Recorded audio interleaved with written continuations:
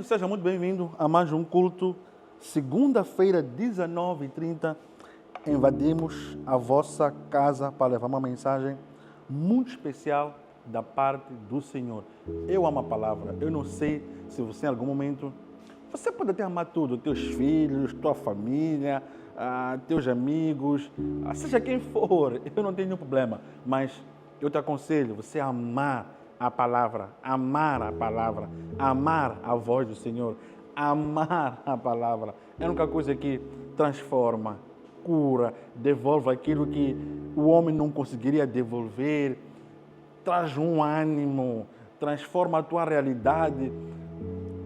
A palavra é algo inexplicável, uma coisa que só com a palavra o Senhor, o próprio Cristo, ou seja, o próprio Deus, criou os céus e a terra. Então você já imagina o poder da palavra. Uma palavra só muda tudo. Uma palavra, em algum momento também, deixa a pessoa embaixo.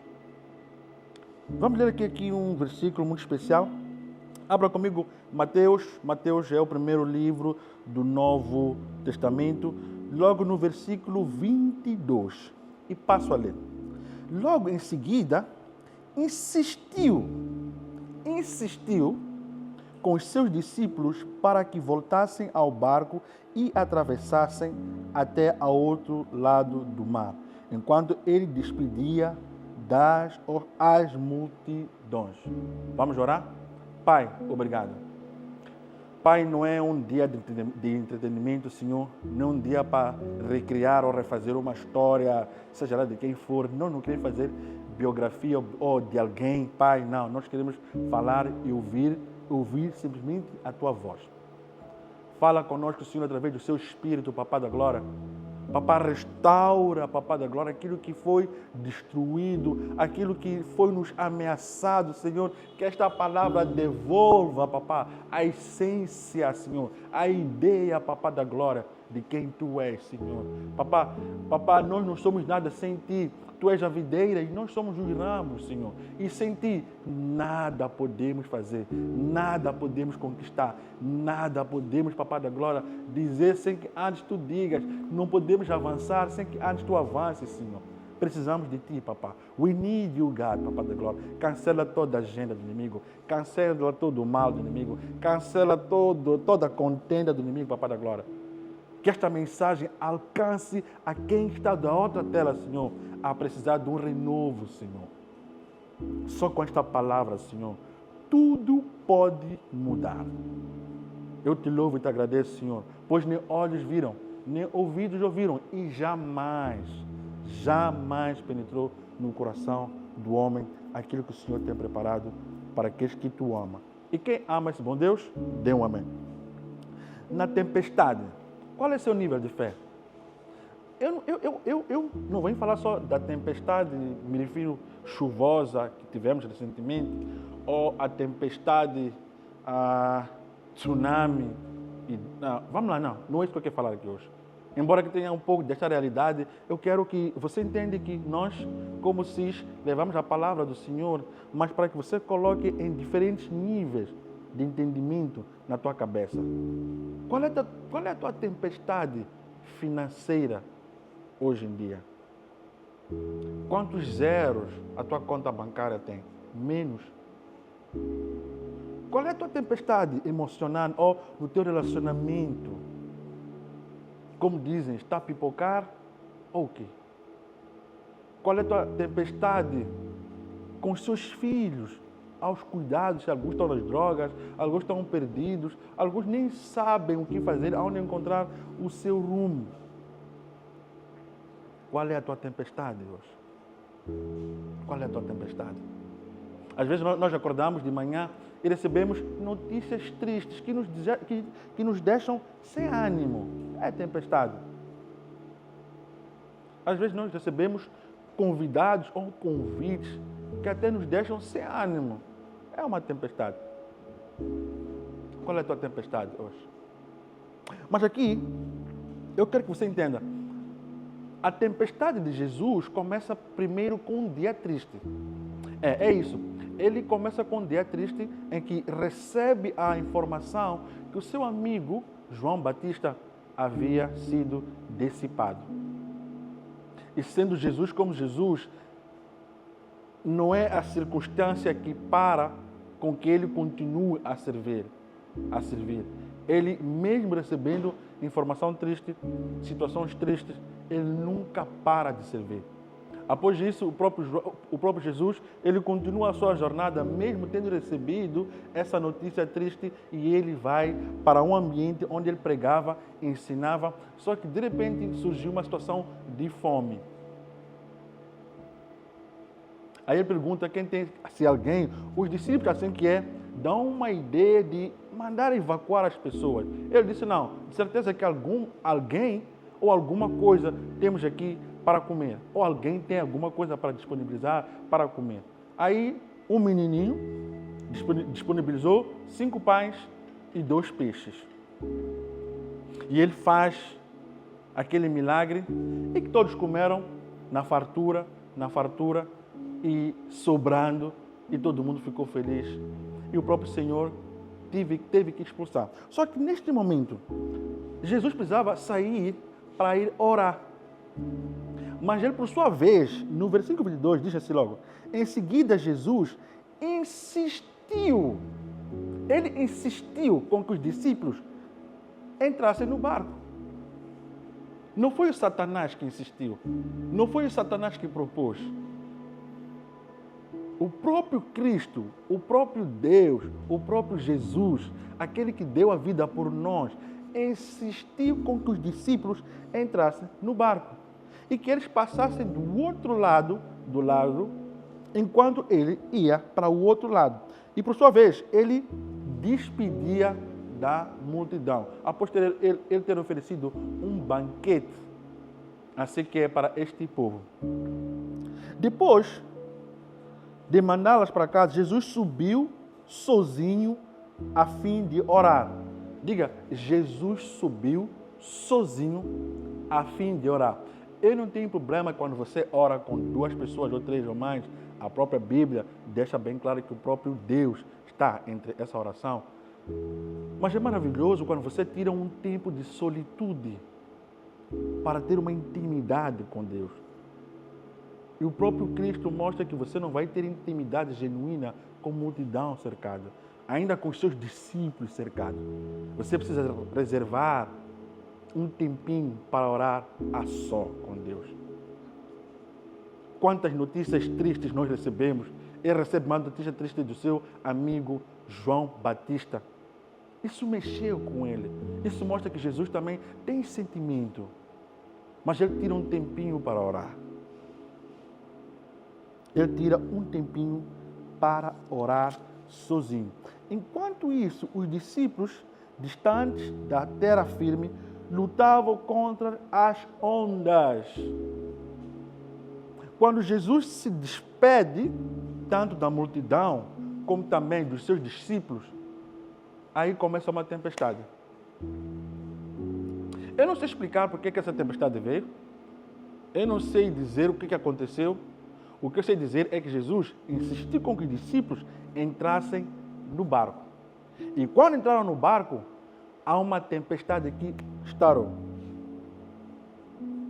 A tempestade, ou seja, logo no versículo 24 diz, pois o vento forte havia levantado. Por volta de 3 dias da madrugada, Jesus foi até eles. Vamos aqui olhar um prisma.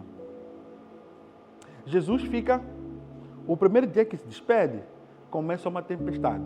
Jesus fica de vigília orando, sabendo que os discípulos estavam numa tempestade.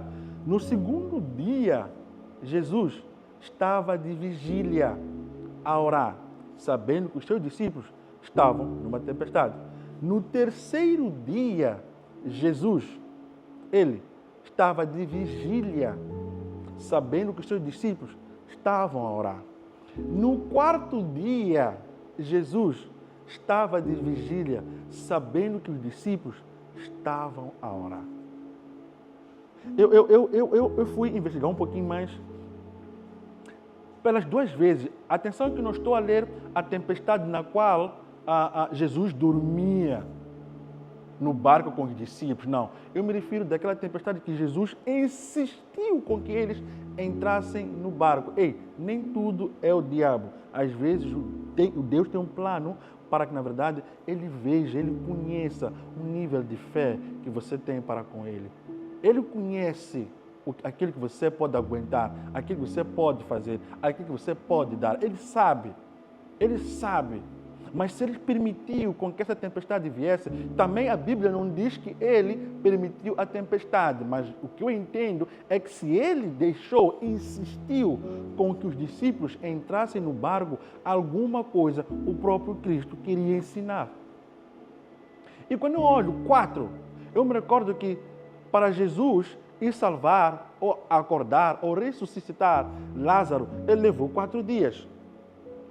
Para ele chegar e levar, e salvar os seus discípulos também, ele levou 4 dias. Gildan, 4 na Bíblia, o que significa? 4 na Bíblia, o que significa? 4 na Bíblia significa terra, ar, fogo e vento.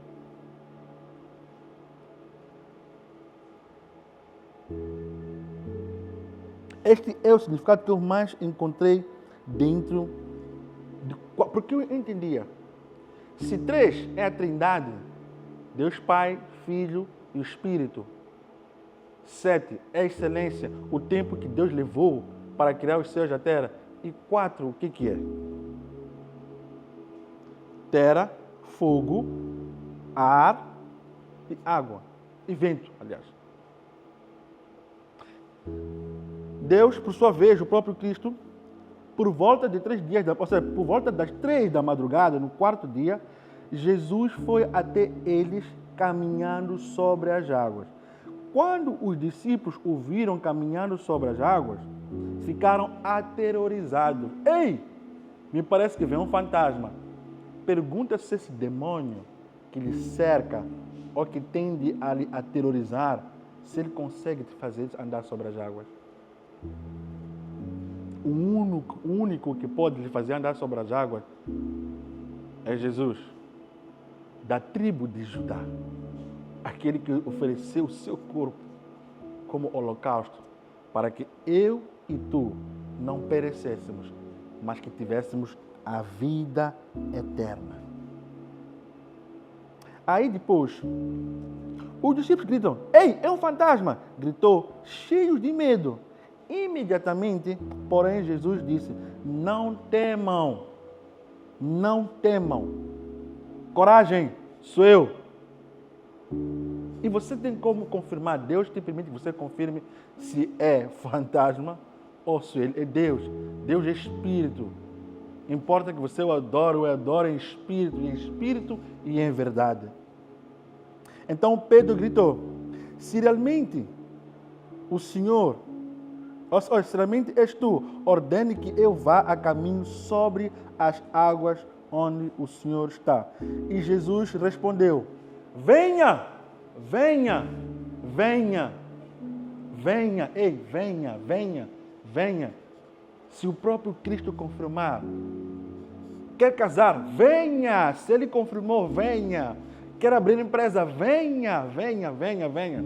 Espere que Ele diga: "Venha, meu filho, venha, minha filha, venha, minha filha, venha, meu filho." Não importa naquilo que você quer confirmar, basta que você tenha certeza que não é o fantasma, que não é o capeta que quer lhe confundir, mas sim aquele que quer cuidar de si. Ele vai dizer: "Venha." Se fores tu, Deus, aquele sonho que eu tive, aquela imaginação, aquele desejo que veio de mim, confirma para mim se não é coisa do capeta, se não é coisa do diabo, ou és tu, Senhor. Cristo vai confirmar: "Venha, venha, venha, venha, venha, venha, venha, venha." Só que, por sua vez, então Pedro desceu do barco e caminhou sobre as águas, em direção a Jesus. Mas quando reparou o vento forte e as ondas, ficou aterrorizado. O problema está aí.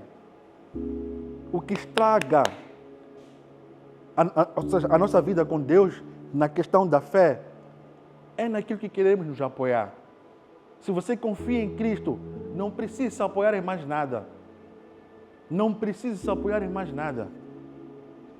Pedro andou, mas em algum momento os ventos e as ondas do mar o assustaram.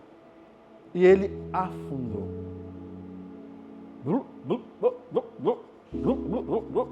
Pedro está a afundar. Mas há uma mão que vem e pega, ele o carrega. E diz, vamos lá. Senhor, salva-me, salva-me. No mesmo instante, Jesus estendeu a mão e o segurou. Como é pequena a sua fé. Qual é o teu nível de fé quando chega uma tempestade? Qual é o teu nível de fé quando chega um problema? Qual é o teu nível de fé quando o próprio Cristo confirma e diz, venha, venha, venha. Quer abrir uma empresa, venha. Quer abrir seja o que for, venha, venha. Um ministério, venha. Não me interessa. Se eu confirmei, venha, venha. Não se apoie nessa termorize com as ondas e os ventos fortes, venha. E uma coisa interessante, no mesmo instante, Jesus estendeu a mão e segurou, e como é pequena a sua fé. E disse, por que duvidou? Quando entraram no barco, o vento parou. Aí você entende que Pedro, ele andou sobre as águas. O Senhor, ele primeiro caminhou, afundou, e depois ele veio e o salvou. Para saírem de onde estava, eles tiveram que caminhar juntos até o barco. Mas por quê? Porque ele estava apoiado em Cristo Jesus. Deus está aí do seu lado, pronto para te salvar. Ainda que Ele confirme que sim, é aquilo que você faz. Ainda que você vá pelas ondas e os ventos te aterrorizem, vá. Tenha certeza que você vai andar sobre as águas. Não há nenhum cientista que pode provar que um homem pode andar sobre as águas. Só o próprio Cristo que teve essa coragem e o poder de fazer isso. E se o capeta vier para lhe confundir, diga, tá bom, me coloque sobre as águas. Mas ele não tem esse poder. Qual é o teu nível de fé? Qual é o teu nível de fé? Eu desejo assim, paz e prosperidade. Que esta semana você tenha um nível de fé fora do comum. Confie em Deus em todas as circunstâncias. Não se aterrorize nem com os ventos, nem com as ondas do mar. Eu quero desejar paz e prosperidade. E lhe vejo na próxima oportunidade, se assim Deus o quiser. Tchau!